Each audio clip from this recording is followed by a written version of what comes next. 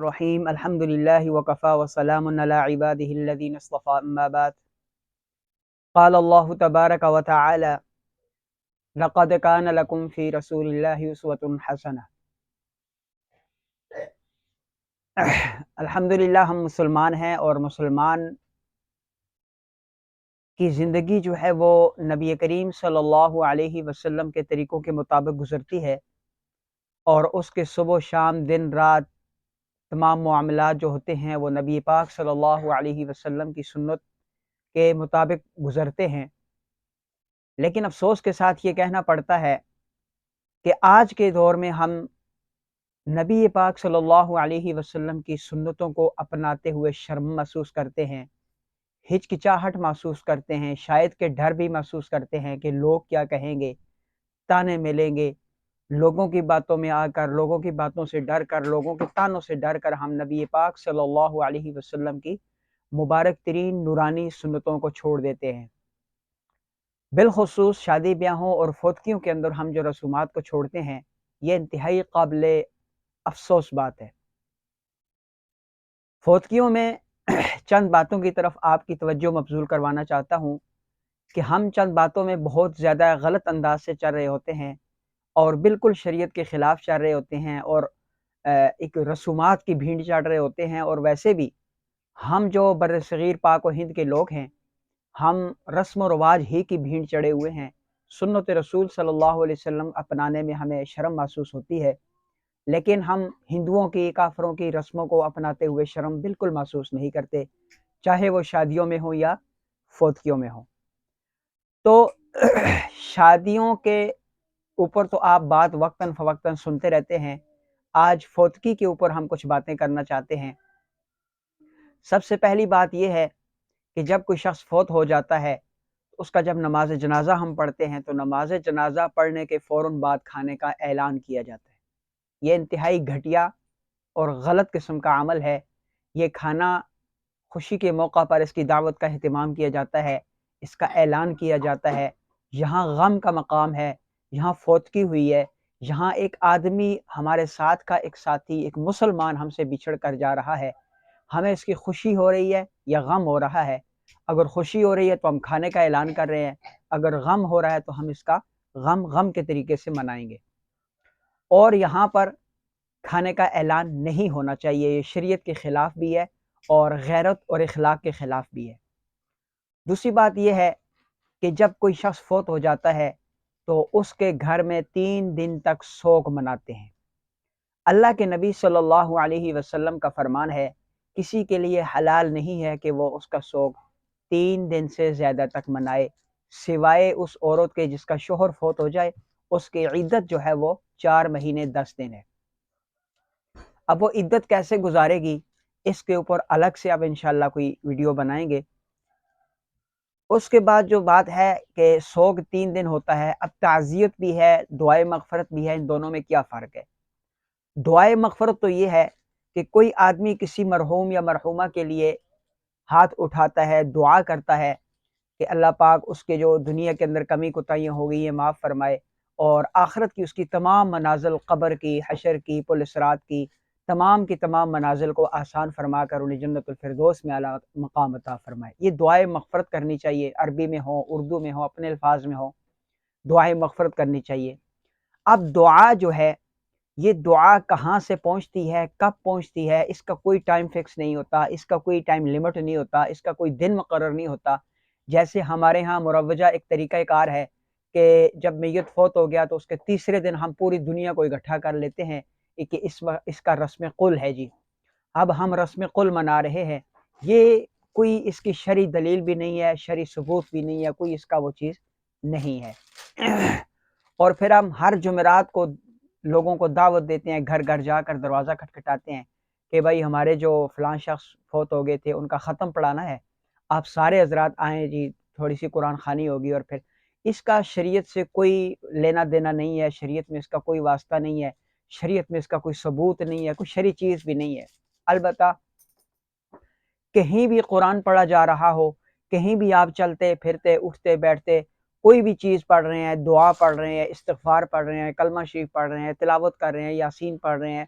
کوئی اور سورت پڑھ رہے ہیں، کسی بھی انداز سے آپ جو کچھ پڑھ رہے ہیں تو پڑھنے کے بعد جب آپ کہیں کہ الہ العالمین یہ جو کچھ میں نے پڑھا ہے اس کا ثواب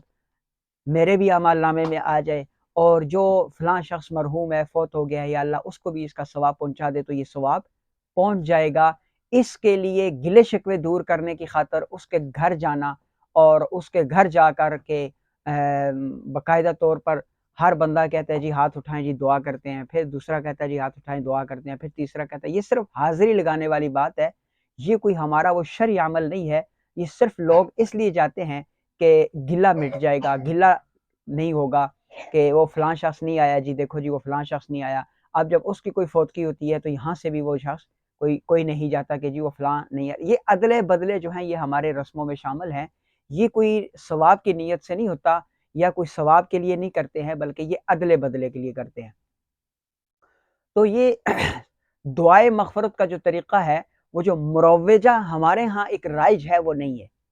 بلکہ اس کا جو طریقہ میں نے بتا دیا وہی ہے کہ آپ کہیں بھی چلتے پھرتے اٹھتے بیٹھتے کھاتے پیتے دعا کریں تو ساتھ اس مرحوم کے لیے بھی نام لے کر دعا کر دیں، ویسے کہہ دیں یا اللہ جتنے بھی مرحومین ہیں ان کو اس کا ثواب پہنچاتے ہیں، تو وہ ثواب انشاءاللہ العزیز ضرور اس مردے کو پہنچے گا، اور اس کا اثر بھی پہنچے گا، اور اللہ تعالیٰ اس کے گناہوں کو بھی معاف فرمائیں گے۔ تعزیت کیا ہے؟ تعزیت یہ ہے کہ مرحوم کے ورثاء کے گھر جانا اور انہیں تشفی دینا، انہیں تسلی دینا، انہیں تسکین دینا، ان کے سر پہ ہاتھ رکھنا، ان کے ساتھ 2 منٹ بیٹھ کر ان کی حوصلہ افزائی کرنا، ان کے غم میں شریک ہونا، اس کو تعزیت کہتے ہیں۔ اور ان کو حوصلہ یہ دینا کہ ایک دن دنیا سے سب نے جانا ہے، یہ اللہ تعالیٰ کا قانون ہے، فیصلہ ہے اور اٹل ہے، تو یہ اس میں دو رائے نہیں ہو سکتی، اس میں کوئی انسان اپنی مرضی نہیں کر سکتا، ہر ایک کو جانا ہے۔ قرآن پاک میں اللہ تعالیٰ فرماتے ہیں کل نفس ذائقۃ الموت، ہر جی کو موت کا ذائقہ چکھنا ہے، تو یہ ایک نہ ایک دن جانا ہے، آج یہ چلے گئے کل ہم میں سے کوئی جائے گا، تو اس طرح ان کو اپنے الفاظ میں تسلی دے دینا، اس کو تعزیت کہتے ہیں۔ اب وہاں جا کر کے رونا دھونا، تو گریبان پھاڑنا، تو کپڑے پھاڑنا، تو سر پیٹنا، تو یہ جو خاص کر خواتین کے اندر یہ ہوتا ہے، وہ بہت اچھا تھا تو یہ تھا تو وہ تھا، تو اس کے نام کی کچھ تعریفیں کر کر کے بیان کرنا، یہ سب خلاف شرع ہے۔ وہاں پر جائے تسلی کے ساتھ ان کو تسلی دے، ان کی تسکین کرے، ان کو حوصلہ دے ایسے موقع پر۔ اور یہ جو دن ہے یہ 3 دن تک عمل ہونا چاہیے، 3 دن میں ایک بار جا کے ان کے گھر میں تعزیت کرائے۔ ان کے گھر جا کر کے بھی ہاتھ اٹھا کے دعا کر سکتا ہے، کوئی حرج نہیں ہے، لیکن یہ کرنا کہ بھائی ہر جمعرات کو، پھر سالانہ، پھر 40واں، پھر ہم نے تو دیکھا ہے کہ لوگ جب کسی کی شادی تیار ہوتی ہے اور ساری تیاریاں مکمل ہوتی ہیں اور اچانک فوتگی ہو جائے اس گھر کے اندر، تو پھر وہ 1 سال تک شادی نہیں کرتے اور کہتے ہیں جی اس مرحوم کا سالانہ کر کے شادی کریں گے، لا حول ولا قوت الا باللہ، ہم شریعت سے دور گئے ہیں اس لیے ہمیں 1 سال تک انتظار کرنا پڑا ہے، اور پھر اللہ نہ کرے اس سال کے دوران کوئی اور فوت ہو گیا، پھر سال انتظار کرتے ہیں، یوں کرتے کرتے اس شخص کی تو زندگی خراب ہو گئی، اس شخص کی تو شادی نہیں ہو پائے گی۔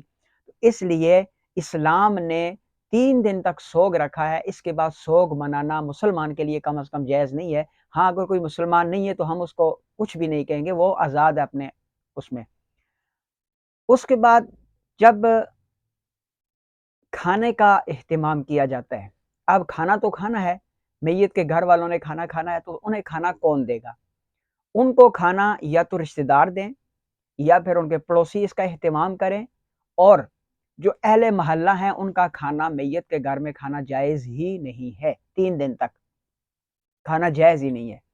اور وہ دور دراز سے لوگ آ جاتے ہیں، جنازے پہ آئے، دعا کے لیے آئے، اگر کھانے کا وقت ہے تو انہیں کھانا مہیا کر دیا جائے، لیکن یہ کھانا یا تو پڑوسی مہیا کریں گے یا پھر رشتہ دار مہیا کریں گے، اہل میت نہیں کریں گے، میت کے گھر والے نہیں کریں گے۔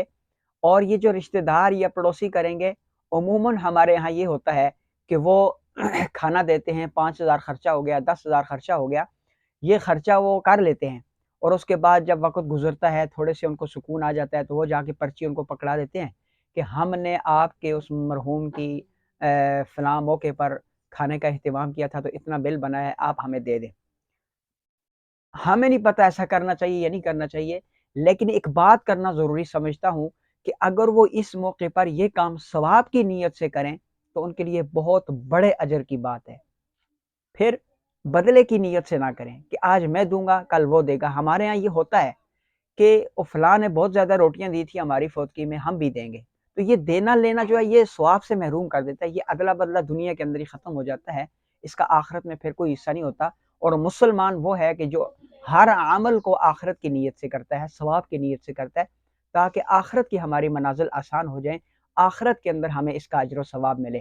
تاکہ وہ مشکل سے مشکل ترین آنے والی زندگی جو ہے وہ آسان سے آسان ترین بن جائے۔ لیکن یہاں پر دنیا کے معاملات دنیا میں ہی ختم کر کے آخرت سے محرومی کا سبب بن جاتے ہیں۔ تو یہ کھانے کا جو اہتمام ہے یہ میت کے گھر میں نہیں ہونا چاہیے، کسی اور گھر میں ہونا چاہیے۔ میت کے اپنے گھر نہیں ہونا چاہیے، کسی اور گھر میں ہونا چاہیے جو دور دراز کے مہمان ہیں۔ آج کل کچھ کمیٹیوں کا ایک اہتمام کیا جاتا ہے مختلف علاقوں میں، اگر وہ کمیٹی بنی ہے تو وہ کمیٹی کھانے کا اہتمام کرے، لیکن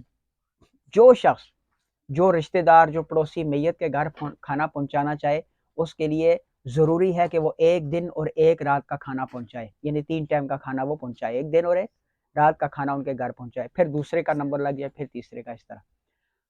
تو اس کے بعد یہ سوگ اور کھانے کا ایک وہ ہو گیا۔ اس کے بعد بات یہ ہے کہ قبر بنائی جاتی ہے، قبر کے اوپر بہت ساری خرافات کی جاتی ہے۔ قبر جب آپ بنائیں تو 1 یا 2 بالشت اونچی ہو، جیسے پہلے دن اونچی بنائی جاتی ہے اس طرح کی قبر ہو، اور اس کے سائیڈوں پر کچے پتھر ایسے ہلکے ہلکے لگا کے نشانی لگا دی جائے، اور آگے اس کو ایک کتبہ نما ایک لکڑی یا پتھر رکھ دیا جائے، جس سے واضح ہو کہ یہ قبر ہے، نشانی ہونی چاہیے۔ قبر کو اندر سے بھی پکی کرنا منع ہے، اس کی اینٹیں پکی لگانا، بلاک پکے لگانا یہ شریعت میں منع ہے، کچے لگا سکتے ہیں۔ اگر کہیں قبر کے گرنے کا خطرہ ہو تو کچے لگا سکتے ہیں، پکے لگانا منع ہے۔ اور قبر کے اوپر بھی منزل بنانا، عمارت بنانا، قبہ بنانا، یہ سب کچھ جائز نہیں ہے۔ قبر کے سائیڈوں پہ تھوڑا سا لگائیں، وہ بھی اس خدشے کے پیش نظر کہ کہیں قبر گر کر ملیا میٹ نہ ہو جائے، کہ یہاں اس کی بے ادبی کا خطرہ نہ ہو، اس لیے۔ اور پھر قبر کے اوپر چراغاں نہیں کرنا چاہیے، یہ شریعت کے خلاف ہے۔ اللہ کے نبی صلی اللہ علیہ وسلم نے اس سے سختی سے منع کیا ہے کہ قبر کے اوپر جو ہے وہ چراغ نہ جلایا جائے، اور قبروں کو سجدہ گاہ بھی نہ بنایا جائے۔ اسی طرح سرور کونین صلی اللہ علیہ وسلم نے قبر کے ساتھ ٹیک لگا کر بیٹھنے سے بھی منع کیا، قبر کے اوپر بیٹھنے سے بھی منع کیا ہے، اور قبر کے اوپر چلنے سے بھی منع کیا، قبرستان کے اوپر چلنے سے بھی منع کیا ہے۔ اگر بیچ بیچ میں راستہ ہے تو راستہ دیکھ کر چلے، قبر کے اوپر سے پھلانگ کر چلنا منع ہے۔ قبر کے اوپر عمارت بنانا بھی منع ہے۔ اور اسی طرح جب کوئی شخص فوت ہو جاتا ہے تو اس کے جنازے کے پیچھے پیچھے جب چلا جاتا ہے تو کچھ لوگ اونچی آواز سے ذکر کرتے ہیں۔ یہاں پر رسول اللہ صلی اللہ علیہ وسلم کی جو تعلیمات ہے وہ تعلیمات یہ ہے کہ جنازے کے پیچھے خاموشی کے ساتھ اپنی موت کو یاد کرتے ہوئے چلا جائے، دل ہی دل میں ذکر کریں، استغفار کریں، اور اس جس کا جنازہ جا رہا ہے اس کے لیے دعائیں مغفرت کریں، اور کوشش کریں کہ جنازے کے آگے آگے مت چلیں۔ ہم نے ایک چیز دیکھی ہے کہ جب کوئی شخص فوت ہو جاتا ہے تو پورے گاؤں کی، پورے محلے کی خواتین اس گھر میں جمع ہو جاتی ہیں، اور مرحوم کا جب جنازہ پڑا ہوا ہوتا ہے تو ایک ایک عورت جا کر اس جنازے کا دیدار کرتی ہیں۔ پہلی بات تو یہ ہے کہ عورتوں کا جنازے والے گھر میں جانا کہیں سے ثابت ہی نہیں ہے۔ وہ خواتین جو قریبی رشتہ دار ہیں، جو محرم ہیں، وہ تو چلو جا سکتی ہیں، لیکن غیر محرم خواتین کا اس کے جنازے میں جانا ہی ثبوت اس کا ملتا ہی نہیں ہے، جائز ہی نہیں ہے۔ اگر وہ چلی بھی جائیں تو وہ اس مرحوم کا دیدار نہیں کر سکتی۔ اگر وہ اس کا دیدار کرتی ہیں تو پھر تو وہ جو حاصل محل ہے وہ تو غائب ختم ہو جاتا ہے، کہ پھر آپ جب ایک عورت فوت ہو جاتی ہے تو جنازہ پڑھنے کے بعد اس کا چہرہ بھی کھول دیں، پھر مرد بھی دیدار کریں اس کا۔ جب ساری عورتیں ایک مرد کا دیدار کر رہی ہوتی ہیں تو پھر مرد عورت کا دیدار کیوں نہیں کر سکتے؟ تو یہ خلاف شرع چیزیں ہیں، اس لیے عورتوں کو وہاں جانا ہی نہیں چاہیے، اگر جائیں بھی تو اس کا دیدار نہیں کرنا چاہیے۔ بطور تعزیت، بطور اس کے گھر والوں کے حوصلہ افزائی کے چلی جائیں، وہاں بیٹھیں۔ اور عورتوں کا جانا کسی بھی طرح کا فائدہ مند نہیں ہے، نقصان ہی نقصان ہے۔ وہاں جاتی ہے عورتیں، فوتگی کے گھر میں ہوں یا شادی کے گھر میں ہوں، وہ غیبتوں کے چکروں سے نکلتی نہیں ہے، وہ ایک دوسرے کے کپڑے دھونے میں لگی رہتی ہیں، اور وہ ایسی اوٹ پٹانگ باتیں کرتی ہے اور پھر وہاں پر گریبان پھاڑتی ہیں، سینہ چاک کرتی ہیں، بہن کرتی ہیں، رونا دھونا غیر مردوں تک آواز جاتی ہے، بہت ساری خرافات کا سبب بنتا ہے۔ تو یہ چیز بھی جائز نہیں ہے۔ اس کے بعد میت کے اوپر کلمے والی چادر چڑھائی جاتی ہے، قبر کے اوپر کلمے والی چادر چڑھائی جاتی ہے۔ اکثر آپ لوگوں نے دیکھا ہوگا کہ کتا ایسی اونچی جگہ پر ہی جا کر بیٹھتا ہے، اور ہم نے خود اس چیز کا مشاہدہ کیا ہے کہ کتا جب بھی پیشاب کرتا ہے تو وہ اونچی جگہ پیشاب کرتا ہے، اور وہ قبر کے اوپر، قبر کے کتبے کی طرف مڑ کر پیشاب کرتا ہے، اور کئی دفعہ ہم نے دیکھا کلمے والی چادر کے اوپر کتا بیٹھا ہوتا ہے۔ تو یہ انتہائی غلط قسم کی رسم ہے، اس رسم کو ختم ہونا چاہیے۔ یہ کلمے والی چادر نہ میت کے اوپر ہونی چاہیے اور نہ اس قبر کے اوپر ہونی چاہیے، اور جو ہم خطبہ بناتے ہیں اس کے اوپر صرف اگر میت کا نام لکھ دیا جائے تو کافی ہے، ضروری پھر بھی نہیں ہے، لیکن ایک نشانی کے لیے نام لکھ دیا جائے تو کافی ہے۔ ہم نے دیکھا بڑے بڑے اہل علم کی قبروں پر بھی کلمات طیبات لکھے ہوتے ہیں، پہلا کلمہ آیت الکرسی، سورہ اخلاص، سورہ فاتحہ، اس طرح کے لکھے ہوتے ہیں۔ بے ادبی کا خدشہ ہے۔ ہاں اگر کہیں ایسی جگہ بنی ہوئی ہے کہ کسی چار دیواری کے اندر ہے جہاں کر بے ادبی کا خطرہ نہیں ہے تو حرج بھی کوئی نہیں ہے، لیکن یہ چیز بے ادبی کے خدشے کے پیش نظر نہیں ہونی چاہیے۔ باقی انشاءاللہ اگلی ویڈیو کے اندر ہم کچھ مزید چیزیں لے کر آئیں گے، تب تک کے لیے السلام علیکم ورحمۃ اللہ وبرکاتہ۔